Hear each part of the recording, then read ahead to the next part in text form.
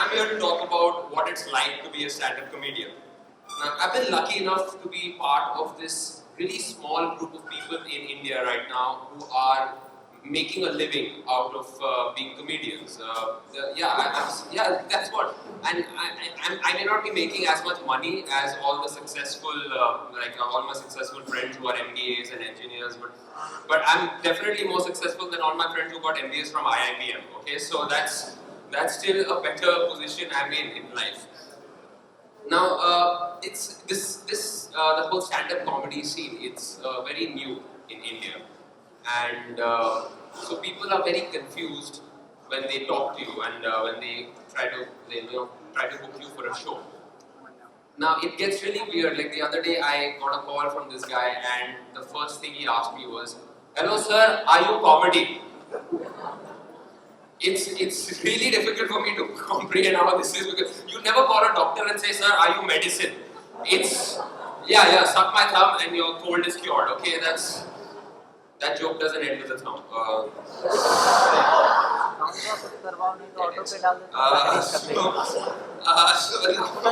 Okay, enough about me. I've been just hopping about me. It just sounds really narcissistic. So let's just change topics and talk about my family and my ideas and my things about. I come from a family of very talented people. This is Mr. Hasrat Jaipuri, who's one of the most notable writers in India. He songs like Mahabharat, Bhul Pasao, Mera Mehboob Aaya Hai. Yeah, that was written by. I'm not saying that. I'm not taking credit for it. I'm just saying he belonged to my family. I'm from the same gene pool. And this is Mr. Aadar Malik. He was also a musician. He was a music director, and he's my grandfather. I have a high resolution photo of him. It was a direct blood relation. Mr. Hasrat Jaipuri, as his last name suggests, he was obviously from Bihar. He got married. He got his sister, his sibling, or as Indians call it, real sister, got married to my grandfather, a Muslim man named Aadar. And after a 8-night, 10-day package in Kashmir, they had 3 kids. What?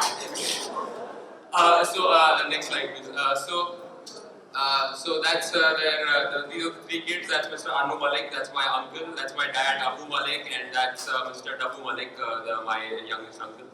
And so I'm Anu Malik's nephew, so all the originality of my jokes is always brought into question. Yes. It's really difficult. I would go to sleep in the classroom and wake up with Mera Baap Chor hai written across my arm. I mean, uncle hai mera. Let's just get your facts straight, alright? And it's just that they have being part of this family. I still had that teenage rebellion inside me. I wanted to do something different. So all these musicians, I said, no, screw this. I'm going to be an engineer. Okay. I wanted to take the road less traveled. That was. And it didn't work out so well because my maths professor actually sat me down before my engineering CETs and told me, "Beta, stop. It's difficult trying to watch you understand a parabola." And I want to thank him for doing that because that prompted me to go and study law for some reason and drop out again. Yeah, I'm a Bhelpudi basically. I'm an Indian in every sense. Okay, my parents are half Hindu, half Muslim. Yeah, my mother's Punjabi and Hindu, and my dad Muslim. So I get really confused during riots. It's just I'm really confused. Half of me wants to go to Shirdi, the other half wants a customized 786 number plate. It's really difficult for me all the time. And now, why I'm talking about my family is because my family has been very instrumental in shaping me as a human being and as a writer and as a stand-up comedian. And I usually talk about my family on stage. And that I feel that if you guys are looking to become stand-up comedians, if anybody in the audience is, and you want to try this out, then don't go for the typical jokes. Don't go for jokes that you're like, oh, this is a joke, I'm going to write a punchline right now. Don't go with that fact. Just look at home. Just seriously, just bring your entire circle down and just look at home, just observe, because your family has every stereotype. Yeah, these animals are the best people you can observe. And okay, as when I was growing up, my favorite book was this book written by Gerald Durrell called My Family and Other Animals. And it was awesome because I related to that. At 10, I related to that fact, and I would laugh out loud at these incidents that he would mention. And I'm relating to this boy in growing up in America and London and trying to raise animals. He's got a monitor lizard in his kitchen, but I'm relating to that. I didn't have a monitor lizard in my kitchen, but I did relate to that, and that kind of made me very aware of the fact that it is your family that will help you write everything that you need to know. Just write what you know, and these are the people who will eventually shape who you are. So don't ignore that fact and don't try to be typical with regard to your writing. And see, stand-up comedy for me started off when I worked as an actor in theatre, and I've been doing it for the last 9 years.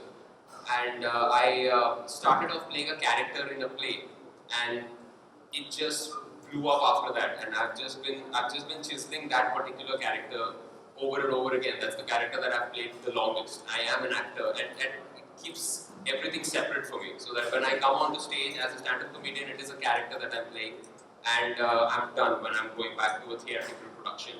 And I started off this major thing in my life by joining a comedy collective called SNG Comedy. And yeah, that's me standing in front of a fake piano and a rented suit, shooting one of our videos. We do a lot of stand-up comedy. We do a lot of improvised comedy, which is we just come on stage and just make up everything on the spot. And which is very different from stand-up comedy, which is very scripted. You plan it out, you test it in front of an audience and stuff like that.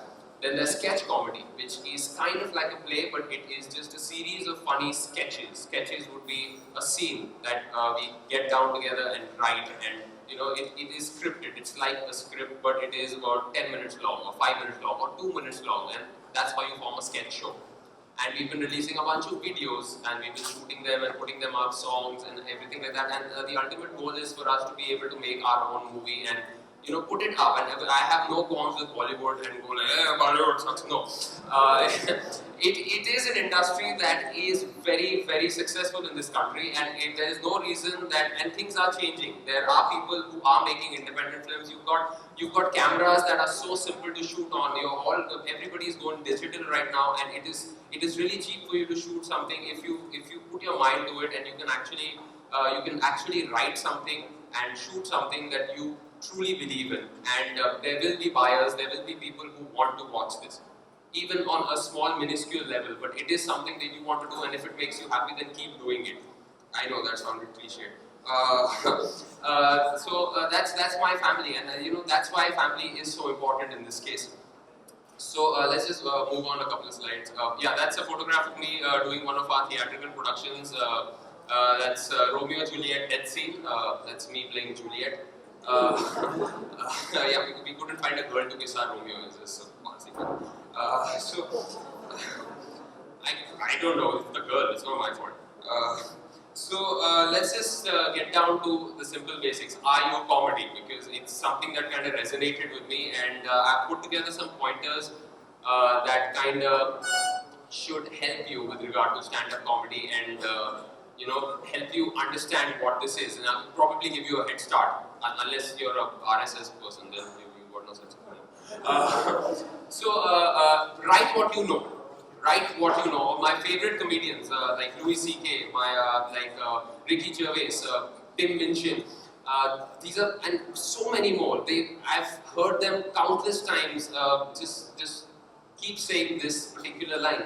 Write what you know, and it'll help you. Just understand that your realm of expertise, and it is expertise. don't discount what you know.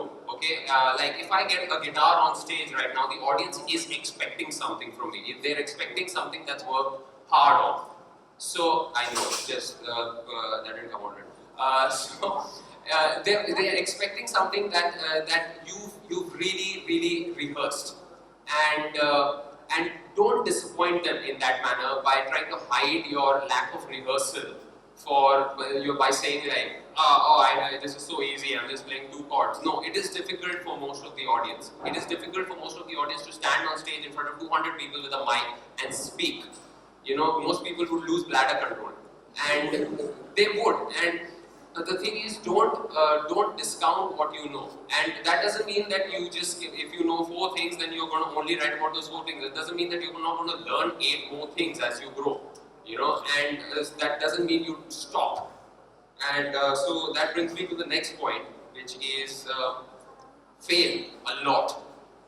Okay, just because you worked hard on something doesn't mean you're not going to fail. You're going to fail a lot because, okay, just make sure that the reason for your failure is not lack of rehearsal, not because you fumbled a line that you had written or you had planned. Don't do that. If you wrote a joke and it didn't work, that's fine.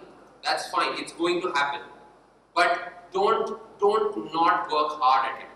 Because if you're going to write something, it is again going to sound cliched, but I've learned more from my failures than anything that I've had applause on, you know, because I know one more way for it to not be written. Okay, I know one more way how a joke should not be performed, because the audience didn't laugh at that point of time, and I was confident that they would. I thought it was funny in my head. I don't know, my fault, sorry. And that doesn't mean you fail on purpose. That doesn't mean you go back home and just write bad and go, I have to fail, I'm going to be a rock star. Don't do that. If you can write a joke and it's great on the first go, in your first attempt, awesome. But understand that you're going to write 50 more lines or 50 more jokes that are not going to work, and probably come up with the 51st one, which is the best thing you'll probably write in your life. Okay, but you're not going to get to that 51st one if you gave up at the 25th one, you know? That's the most maths I've done ever. So, the thing is, the next point is keep it simple. Take your joke, take your line, and this works for any kind of writing. I think I've heard some of the best writers what the house down. So I've some of my favorite writers, they keep saying this. It's not how complicated you can make a particular piece or a particular book or a novel or something. It's the simplest form, the simplest iteration of the joke. This is what I'm talking about. So it's the simplest form of the joke that you can create. Okay, and try to make sure, because that's what's going to help you put your message across to the audience. It brings me back to the first point. If you know something, then don't dumb it down.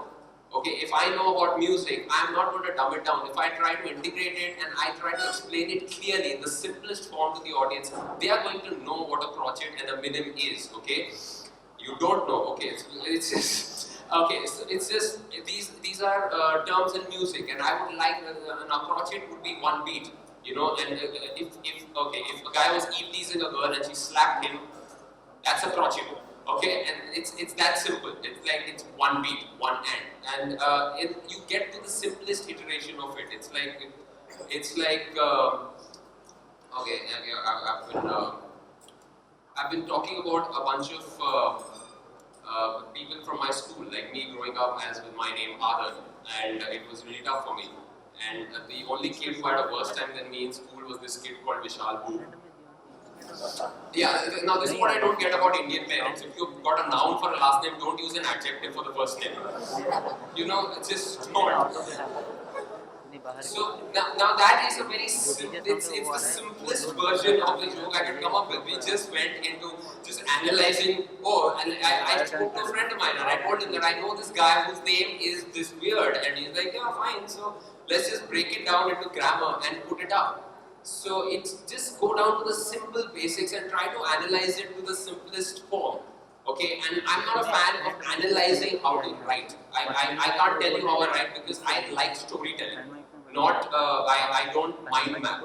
which is something you start with one topic and then you just branch out into hundreds of other. You start with marriage and then end up with just premature pregnancy, and it's multiple things. You'll end up with so much, and I can't do that. I tried it. A lot of comedians do it, and it works for them. It doesn't work for me. So I'm not saying it's wrong.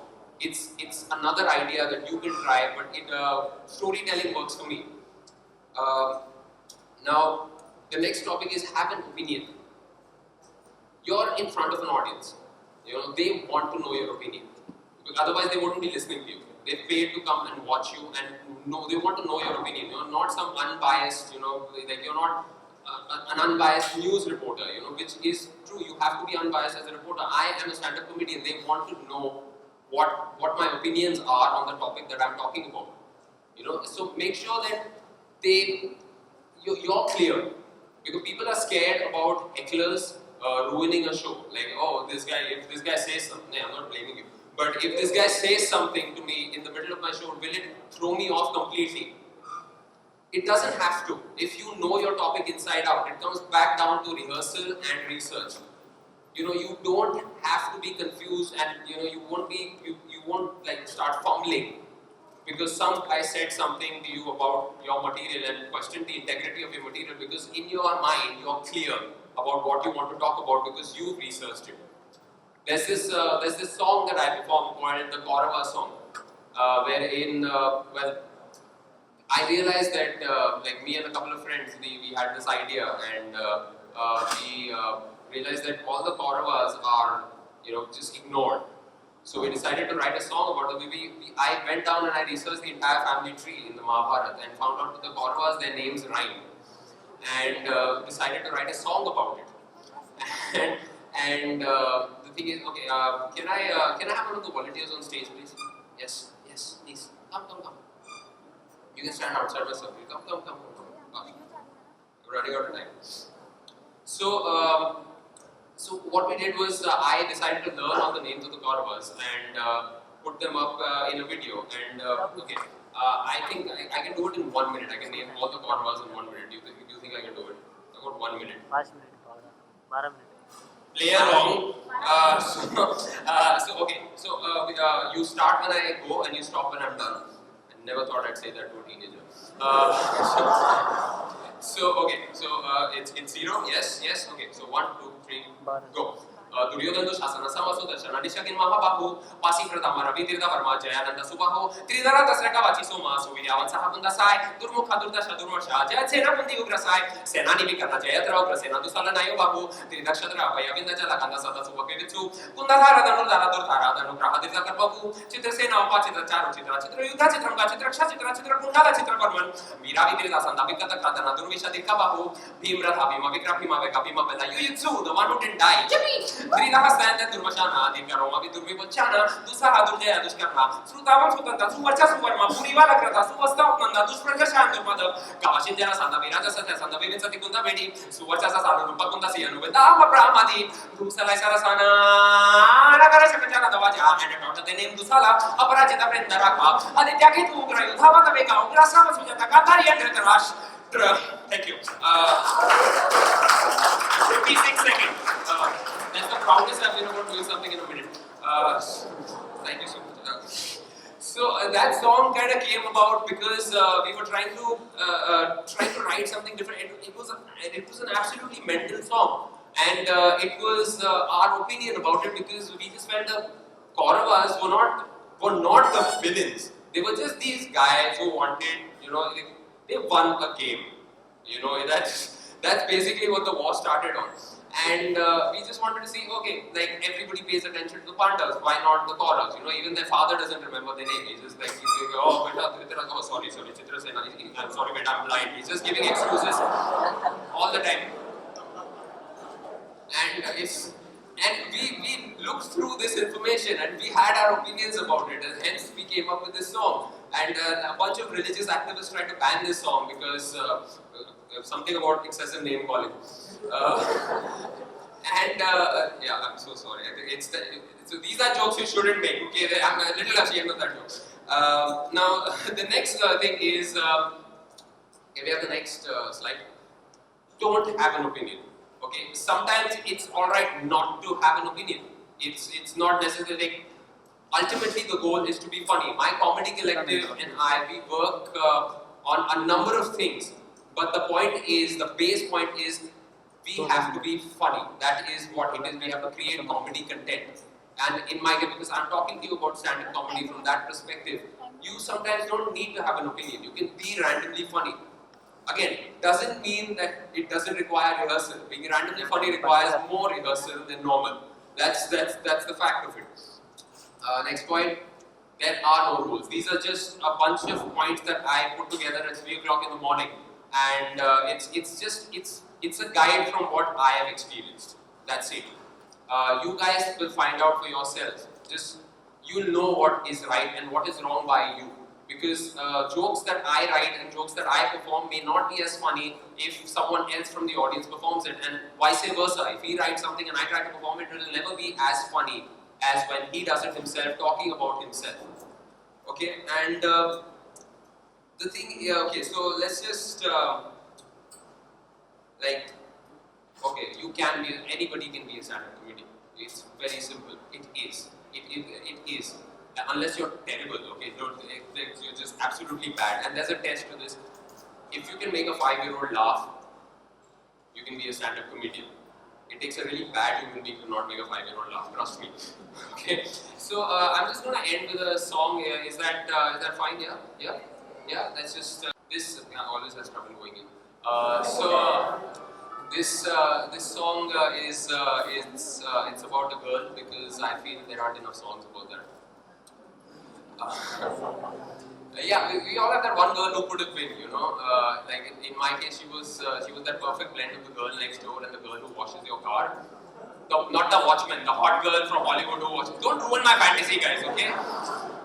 So like she was. In fact, she looked a lot like you. Yeah, except you got bigger eyes. So this song is kind of dedicated to you. This is one song that I wrote when I didn't have someone to poke Facebook. Every time that she would walk by, the uncle next door would get a stroke. Shut up. She met me right after she broke up. I was ready to be her rebound backup. I held her hand and consoled her with wit. Before I proposed, she said her bit. She called me Bhaiya. I wanna be her Saya. I feel like a rickshaw wala. I feel like a watchman sala. I wish that we could just begin from the start. I wanna get her rings even if she has some. I wanna give her multiple overs. I wanna give her breakfast in bed. I don't. She called me Bhaiya. Kung Fu Bhaiya.